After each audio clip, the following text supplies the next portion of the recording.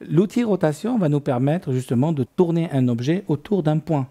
Dans ce cas-là, par exemple, si je prends mon rectangle qui est là, je vais utiliser la commande rotation ici, dire voilà mon objet, je valide toujours le choix de mes objets.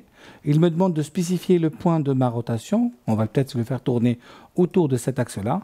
Et il me demande l'angle de rotation. Je peux le faire à la main. Là, je suis en ortho, donc il fait un pas de 90. Si j'enlève ortho en appuyant sur F8, je peux créer un angle manuel. Mais je peux aussi rentrer un angle en disant je veux une rotation de 35. J'annule ma rotation. Si je sélectionne mon objet, je fais rotation. Point de base, il est là. Et je peux. On a une nouvelle possibilité au niveau des options qui est l'option copier. C. Donc c'est une rotation avec copie. Choix de l'objet. Si je fais maintenant par exemple 25, j'obtiens un deuxième rectangle qui a fait une rotation de 25 degrés en copie. On a aussi une autre commande ici qui est la commande aligner, qui va permettre tout simplement d'aligner deux objets. Dans mon cas par exemple, si je veux aligner ce rectangle sur cette droite-là, choix de l'objet, celui-là.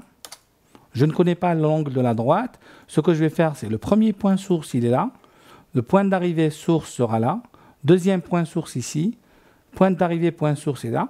Il me demande le troisième point source parce qu'il considère que je peux être en 3D, donc il y a un plan à déterminer ou tout simplement à confirmer.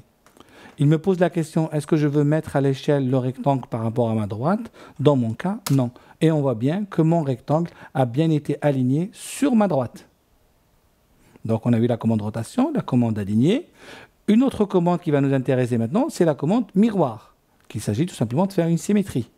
Dessiner la moitié d'une pièce et obtenir l'autre moitié par miroir. Dans mon cas, voilà, miroir. Choix des objets, je vais choisir le rectangle avec son axe.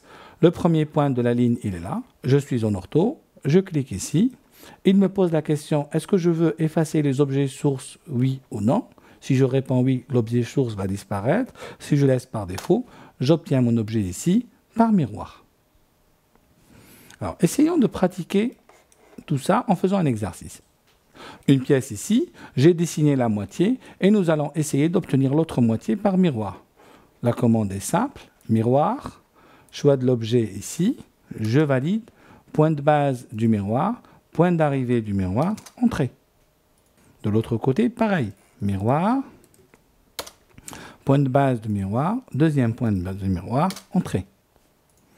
Si ma pièce ici doit être alignée selon un axe qui serait quelconque, je ne connais pas l'angle de cette droite-là, je vais tout simplement faire la commande aligner, choix de l'objet, celui-là, premier point source serait là, le deuxième ici, enfin le point d'arrivée, le deuxième point source ici, l'arrivée serait là. Le troisième, j'en ai pas, donc je vais faire tout simplement entrée.